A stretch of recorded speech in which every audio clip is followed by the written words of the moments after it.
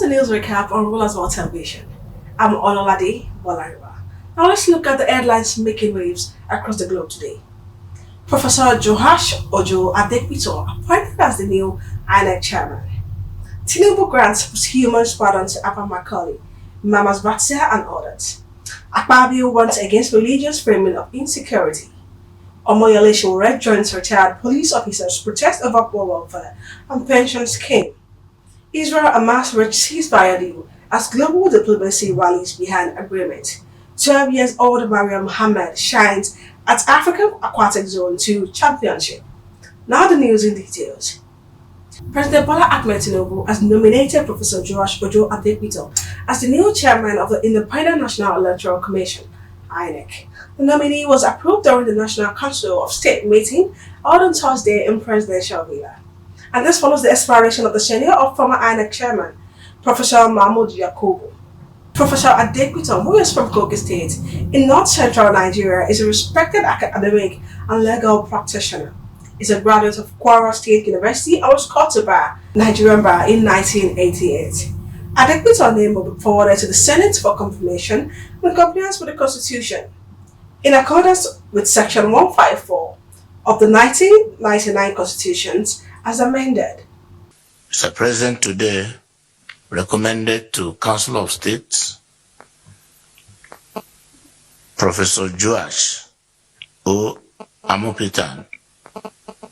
Joash is a professor of law, as a matter of fact also a professor of evidence. Is a highly respected scholar with impeccable credentials. And on the presentation of his name, Council unanimously approved and consented to the recommendation for his appointment.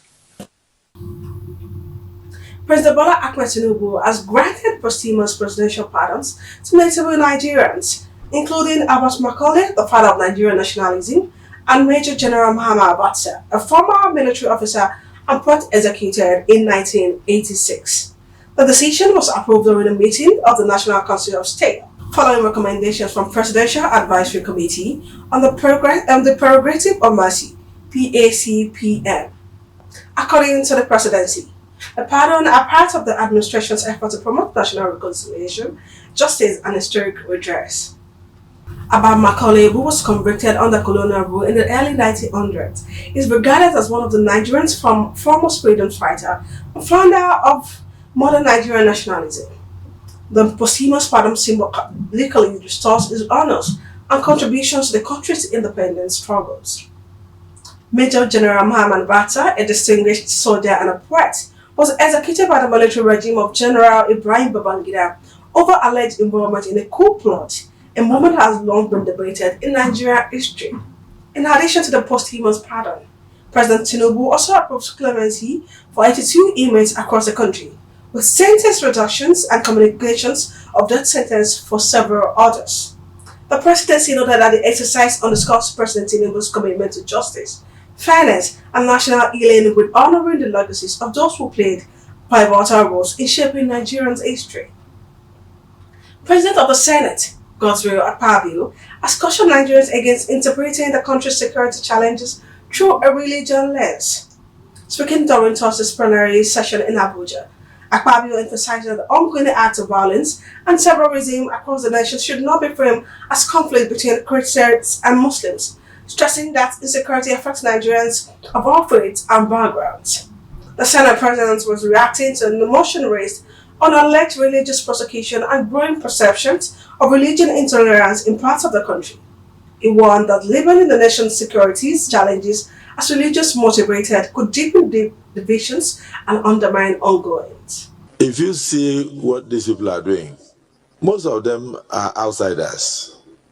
When they come and start spraying bullets from GP, what do you call it, or they throw rocket, they are not throwing rocket into the crowd targeting a particular religion.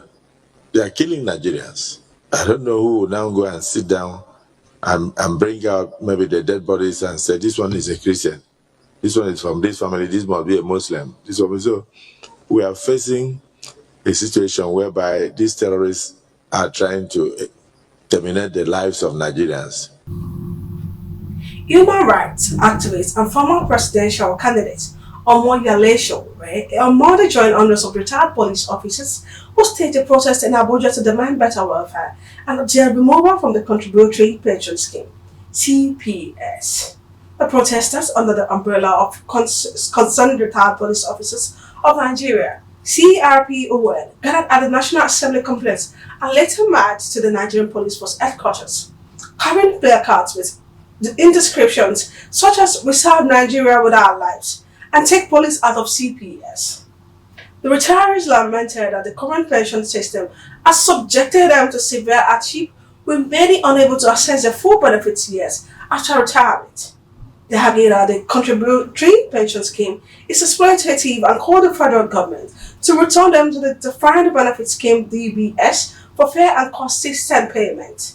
Sowore will join the protest in solidarity, criticized the government for what he has described as continued neglect of those who risk their lives in service to the country. He said retired officers deserve dignity and economic justice, not suffering and abandonment. The protesters vowed to continue their peaceful demonstrations until the government responds to their demands. They also urged President Bola Ahmed Tinubu and the National Assembly to take immediate action to reform the police pension system and restore hope to thousands of retired officers across the nation. Police life matters. Police life matters. Police life matters. No to Yahoo pension scheme. No to Ponzi. No to Ponzi pension scheme. The CPS is actually contributory Ponzi scheme. That's what it means. It's not any contributing police. It's Ponzi scheme. It's Ponzi. Because the people who are managing it are getting paid more than the people they take it from. That is fraud. Absolute fraud. You cannot take from people who have money, invest it, and get paid better salary than they get paid. It is not done anywhere in the world. That is why the CPS must be shut down. And yes, it must be shut down. Completely. Police must have the same kind of pension scheme as soldiers. Now on international news. After months of negotiation and escalating international pressure, Israel and Hamas have reached a first phase ceasefire agreement, marking a potential turning point in the long-running Gaza conflict. Under the terms of the deal, Israel is expected to release about 2,000 Palestinian prisoners, including several serving life sentences, in exchange for the release of Israeli hostages held by Hamas. The agreement also outlines fixed Israeli troops withdrawals from part of Gaza and expanded humanitarian access to the region. The ceasefire brokered with the support of the United States, Egypt, and Qatar has been hailed as a trade moment by global leaders who sees it as the most significant step towards peace in the Middle East in recent years.